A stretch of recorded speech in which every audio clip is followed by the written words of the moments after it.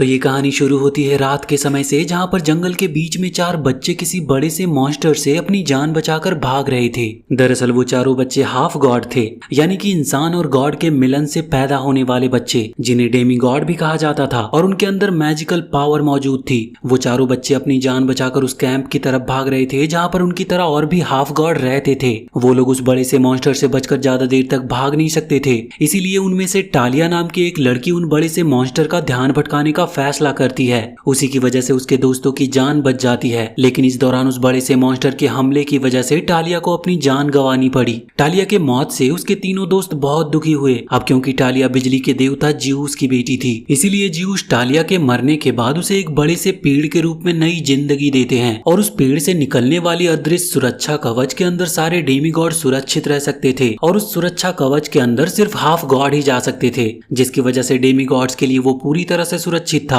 अगले सीन में हम 7 साल के बाद का समय देखते हैं, जहाँ पर सुरक्षा कवच के अंदर मौजूद कैंप में सारे डेमीगॉड एक साथ काफी खुश थे, और वो पूरी आजादी से अपनी जिंदगी जी रहे थे, और साथ ही ट्रेनिंग भी ले रहे थे। टालिया के वो तीनों दोस्त एनाबेथ, ग्रोवर और ल्यूक भी अब काफी बड़े हो गए थे। एक दिन कैंप में एक अनोखा आंख वाला एक अजीब सा लड़का आ जाता है, जिसे देखकर कैंप के सभी लोग हैरान थे। कैंप के टीचर उस लड़के को देखकर आपस में बात करते हैं कि अगर वो सुरक्षा कवच को भेद कर कैंप में आया है तो वो जरूर किसी गॉड का बेटा होगा। अब वो लड़का जब टीचर को बताता है कि उसके पिता का नाम पोसाइडन है, तो टीचर ये सुनकर वहाँ पर पर्सी जैक्सन को बुलाते हैं, क्योंकि उसके पिता भी पोसाइडन ही थे। पर्सी उसे एक आंख वाले अपने भाई को देखकर पूरी तरह से हैरान था, और साथ ही बहुत खुश भी होता है। वो लड़का पर्सी को अपना नाम टाइसन बताता है। उससे बात करके पर्सी को पता चलता है कि टाइसन को उसके पिता यानी कि पोसाइडन ने वहाँ पर भेजा है। पर्सी ये सुनकर पूरी तरह से हैरान था, क्योंकि गॉड्स कभी भी अपने डेमी गॉड बच्चों से मिलते नहीं थे। टाइसन बताता है कि एक बार जंगल में उसका सामना एक शेर से हुआ, और वो शेर उसका पीछा करते हुए कैंप तक पहुंच गया।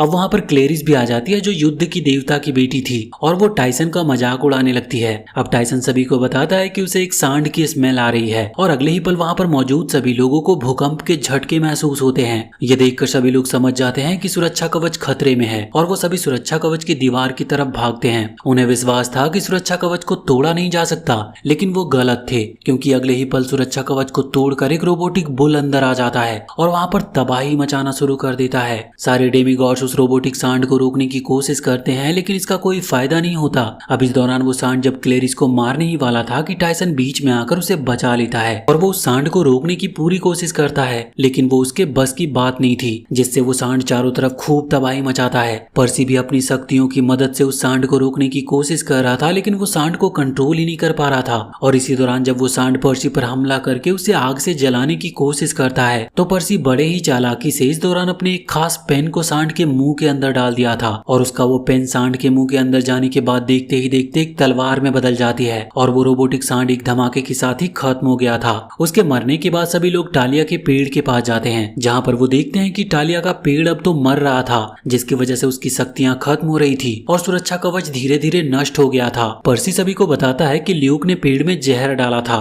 जिसकी वजह से अब टालिया का पेड़ मर रहा है, और सुरक्षा कवच कमजोर पड़ रहा है, जिसके कमजोर पड़ने की वजह से सभी लोग पूरी तरह से परेशान थे, क्योंकि अब वो पहले की तरह सुरक्षित नहीं थे वहाँ पर। अब यहाँ पर पोसाइडन के बेटे के लिए एक भविष्यवाणी होती है, और क्योंकि पर्सी भी पोसाइडन का ही बेटा था, इसलिए वो भविष्यवाणी के बारे में जानने के लिए ओरेकल के पास जाता है, जो कि भविष्यवाणी करती थी और लोगों का भविष्य बताया करती थी। ओरेकल पर्सी को भविष्यवाणी के बारे में बताने से पहले उसे देवताओं के इतिहास के बारे में बताती है। वो उसे बताती है कि जब देवता नहीं थे तब दुनिया पर टाइटन्स का राज था, और सारे टाइटन्स का राजा क्रोनोस नाम का एक जाइंट मॉन्स्टर था, जो काफी ज्यादा पावरफुल और क्रूर था, यहाँ तक कि वो अपने खुद के बेटों को भी खा जाया करता था। इसीलिए क्रोनोस के 3 बेटे पोसाइडन, ज्यूस और हेडिस किसी तरह पोसाइडन से बचकर भाग निकले, और एक साथ मिलकर तीनों ने क्रोनोस पर हमला कर दिया और किसी तरह उसे मार गिराया। और ऐसी भविष्यवाणी है कि क्रोनोस वापस आएगा और ओलंपस के देवताओं के साथ ही दुनिया से भी अपना बदला लेगा। ज्यूस, पोसाइडन और हेडिस के बच्चों से कोई क्रोनोस को मार सकता है, लेकिन साथ ही वो दुनिया को बर्बाद भी कर सकता है। और ये सब तभी होगा जब लाइटनिंग बोल्ट चुराने वाला हार्पलेड और पोसाइडन का बेटा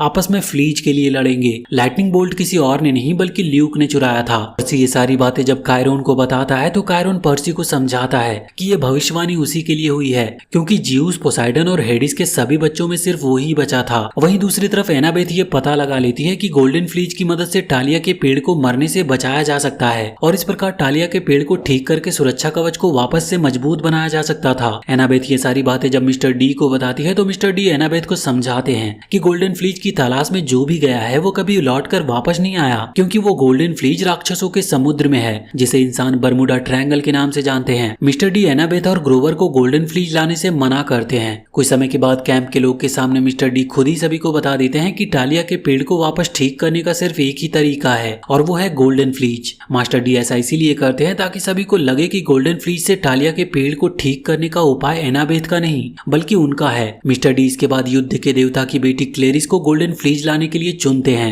क्लेरिस ये सुनकर बहुत खुश होती है। पर्सी ये सब देखकर क्लेरिस को बताता है कि ल्यूक भी गोल्डन फ्लीज हासिल करने के लिए जा रहा है, लेकिन क्लेरिस पर्सी की बातों पर ज्यादा ध्यान नहीं देती और अपने साथी के साथ गोल्डन फ्लीज को हासिल करने के लिए वहां से निकल पड़ती है। अब पर्सी भी एनाबेथ और ग्रोवर के साथ मिलकर गोल्डन फ्लीज को हासिल करने के लिए निकल पड़ा था। पर्सी गोल्डन फ्लीज को हासिल करके देवताओं के घर ओलंपस को बचाना भी चाहता था, क्योंकि भविष्यवाणी के अनुसार वो उन्हें भी बचा सकता था और खत्म भी कर सकता था।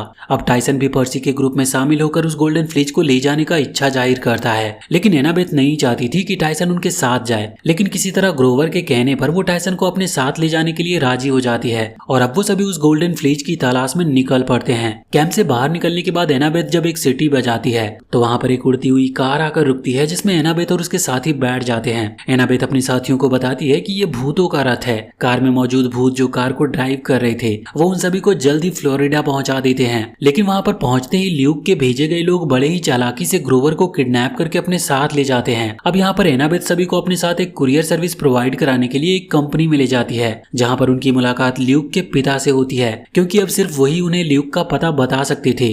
उसके पिता उन्हें ल्यूक का पता बता देते हैं क्योंकि वो खुद ल्यूक की शरारतों से परेशान थे और साथ ही वो उन्हें एक खास प्रकार का टेप भी देते हैं जिसे किसी भी चीज पर लगाकर उसे गायब किया जा सकता था। ल्यूक के डैड उन्हें एक बॉटल भी देते हैं जो उनके बहुत काम आने वाली थी। अब वो सभी ल्यूक को ढूंढने के लिए निकल पड़ते हैं और वो जल्दी वो सभी समुद्र के किनारे पर पहुंच जाते हैं और अब उन्हें कुछ भी समझ में नहीं आ रहा था कि वो आगे कैसे जाए, क्योंकि ल्यूक वहां से दूर समुद्र के बीच में एक जहाज पर था। लेकिन वहीं टाइसन समुद्र में अपना हाथ डालकर अपने पिता पोसाइडन को याद करता है और उनसे मदद मांगता है। देखते ही देखते अगले ही पल टाइसन के पिता पोसाइडन उनकी मदद के लिए एक समुद्री घोड़ा बाहर भेजते हैं और वो सभी उस समुद्री घोड़े पर बैठकर ल्यूक के शिप तक पहुंच जाते हैं। शिप पर आने के बाद वो सभी अपनी फ्रेंड ग्रोवर को ढूंढने लगे थे, लेकिन इससे पहले कि वो ग्रोवर को ढूंढकर उसके साथ वहां से निकलते, ल्यूक और उसके लोग उन्हें देख लेते हैं और उन सभी को वो बंदी बना लेते हैं। अब पर्सी जैक्सन जब ल्यूक से ग्रोवर के बारे में पूछता है तो ल्यूक पर्सी को बताता है कि ग्रोवर वहां पर है नहीं, क्योंकि ल्यूक ने ग्रोवर को अपने कुछ लोगों के साथ राक्षसों के समुद्र यानी कि बरमुडा ट्रायंगल में भेजा था।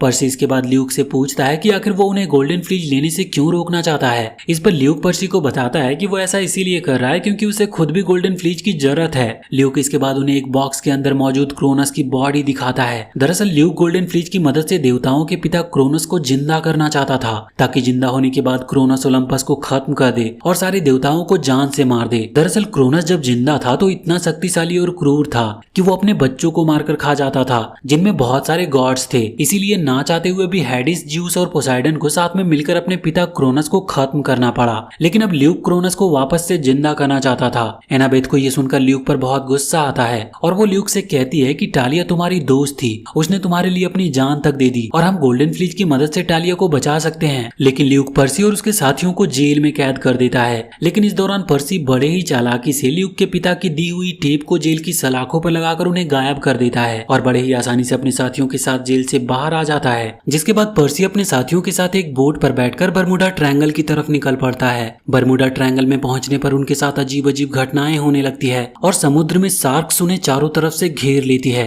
टाइसन समुद्र के देवता पोसाइडन का बेटा था, लेकिन इसके बावजूद भी पोसाइडन उस जगह पर टाइसन की मदद नहीं कर पा रहे थे। जल्दी उन्हें पता चलता है कि उनके चारों तरफ घूमने वाली शार्क नहीं है, बल्कि वो तो एक जाइंट मॉन्स्टर का मुंह था, जो अगले ही पल उन्हें उनके बोट के साथ ही अंदर निकल जाता है। अब पर्सी अपने दोस्तों के साथ उस जाइंट मॉन्स्टर के पेट के अंदर था। वो देखते हैं कि उसका पेट काफी बड़ा था और अब तक जो भी कुछ चीजें बरमुडा ट्रायंगल में खोई थी वो सभी उसके पेट में ही मौजूद थी, क्योंकि मॉन्स्टर ने ही उन सभी चीजों को निगला था। तभी कुछ समय बाद उन्हें क्लेरिस की आवाज सुनाई देती है और वो देखते हैं कि क्लेरिस भी अपने शिप के साथ उस जाइंट मॉन्स्टर के पेट के अंदर मौजूद थी। जल्दी उस मॉन्स्टर उन सभी को अपने पेट के अगले हिस्से में ले जाने वाला था, जहाँ पर वो सभी मरकर डाइजेस्ट हो जाते। लेकिन इससे पहले ही पर्सी अपने साथियों के साथ क्लेरिस के शिप में आ जाता है, जहाँ से अगले ही पल वो उस शिप को स्टार्ट करके उस जाइंट मॉन्स्टर के पेट को चीरते हुए बाहर निकलते हैं। जिसके बाद वो सभी एक आइलैंड पर पहुंच जाते हैं, क्योंकि गोल्डन फ्लीज वहीं पर मौजूद था। वहां पर जब वो सभी एक सुरंग के अंदर जाते हैं तो वहां पर उन्हें एक बड़ा सा साइक्लोप मॉन्स्टर दिखाई दिखाई देता है। पर्सी देखता है कि वहाँ पर ग्रोवर भी मौजूद था, जो अपने माथे पर एक नकली आंख लगाकर उस मॉन्स्टर की सेवा कर रहा था,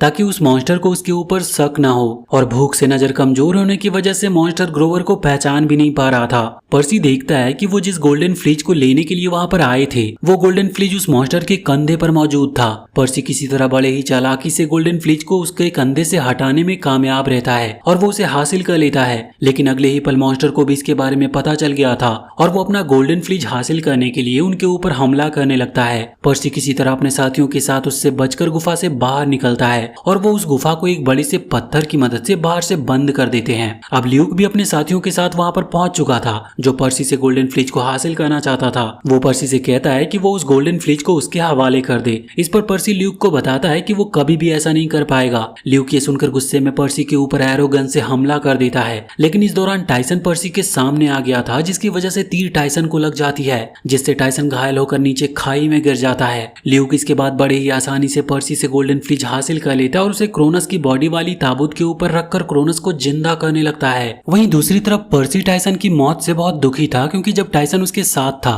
तब उसने एक बार भी टाइसन को अपना भाई कहकर नहीं बुलाया था और टाइसन ने पर्सी के लिए अपनी जान तक दे दी थी। पर्सी अब अपनी सारी उम्मीद हार चुका था, इसीलिए वो कहता है कि ओरेकस ने सही कहा था कि मेरी वजह से ओलंपस खत्म हो सकता है। और अब पर्सी को ये सब सच होता दिखाई दे रहा था। पर्सी के साथी ये सुनकर पर्सी को मोटिवेट करते हैं कि वो कुछ भी कर सकता है और सब कुछ पहले की तरह ठीक हो सकता है। पर्सी इसके बाद अपने दोस्तों के साथ मिलकर ल्यूक और उसके लोगों से लड़ने लगता है, ताकि वो गोल्डन फ्लीज को हासिल कर सके। पर्सी और ल्यूक के लड़ाई के दौरान जब ल्यूक पर्सी को मारने वाला था, तो अगले ही पल कोई पीछे से उसका हाथ पकड़ लेता है और ये कोई और नहीं बल्कि टाइसन था, जो अब भी जिंदा था, जो ल्यूक को एक हाथ से उठाकर वहां से फेंक देता है और पर्सी को बचा लेता है। पर्सी टाइसन से पूछता है कि आखिर तुम जिंदा कैसे बच गए। इस पर टाइसन बताता है कि वो अपने पिता पोसाइडन की वजह से जिंदा बचा है, क्योंकि जिस खाई में वो गिरा था वहां पर पानी मौजूद था और टाइसन के पिता पोसाइडन तो समुद्र के देवता हैं। पर्सी ये सुनकर टाइसन को अपने गले से लगा लेता है और थैंक्स कहता है। वहीं दूसरी तरफ जिस बॉक्स के अंदर क्रोनस की बॉडी रखी थी, उस बॉक्स के अंदर एक धमाका होता है और पर्सी देखता है कि गोल्डन फ्लीज की वजह से क्रोनस अब जिंदा हो गया था।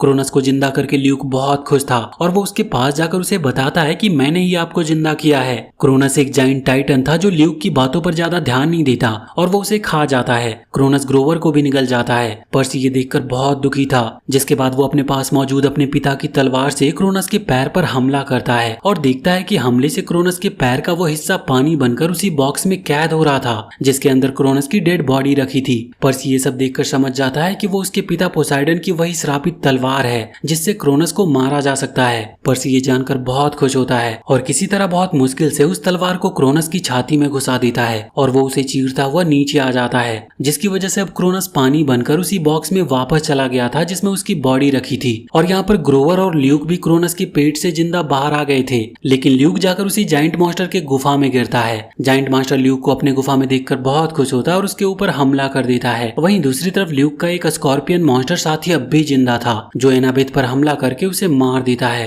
क्लेरिस किसी तरह मॉन्स्टर से फाइट करती है और उसकी पूंछ काटकर उसे भी जान से मार देती है, जिसके बाद पर्सी एनाबेथ के ऊपर गोल्डन फ्लीज रखकर उसे जिंदा कर देता है। एनाबेथ वापस से जिंदा होकर काफी खुश थी और उसके साथी भी काफी खुश थे। पर्सी इसके बाद फ्लीज और अपने साथियों के साथ वापस अपने कैंप पर आता है, जहाँ पर वो गोल्डन फ्लीज को टालिया के पेड़ पर रखते हैं, जिससे वो पहले की तरह हील होना शुरू हो जाता है और कुछ ही समय में सुरक्षा कवच वापस से पहले की तरह मजबूत हो गया था। उस गोल्डन फ्लीज की वजह से अब टालिया भी अपने इंसानी रूप में वापस से जिंदा हो गई थी। होश में आने के बाद टालिया बताती है कि मैंने सपना देखा कि मैं मर रही हूँ। इस पर पर्सी टालिया से पूछता है कि तुम हो कौन, तो वो कहती है कि मैं टालिया हूँ, जियूस की बेटी। पर्सी ये सुनकर हैरान था, क्योंकि वो भविष्यवाणी अब भी सच हो सकती है, जिसमें कहा गया था कि तीनों देवताओं पोसाइडन, जियूस और हेडिस की संतान ओलंपस को बचा भी सकती है और खत्म भी कर सकती है। और शायद वो घटना अभी तक हुई नहीं है और टालिया के साथ हो सकती है, क्योंकि वो भी जियूस की बेटी है। और इसी के साथ ये मूवी यहीं पर खत्म होती है। तो वीडियो अगर पसंद आई हो तो चैनल को सब्सक्राइब करके बेल आइकन जरूर दबा ले और कमेंट सेक्शन में हमें बताएं कि आपको ये कहानी कैसी लगी। मिलते हैं अगली वीडियो में।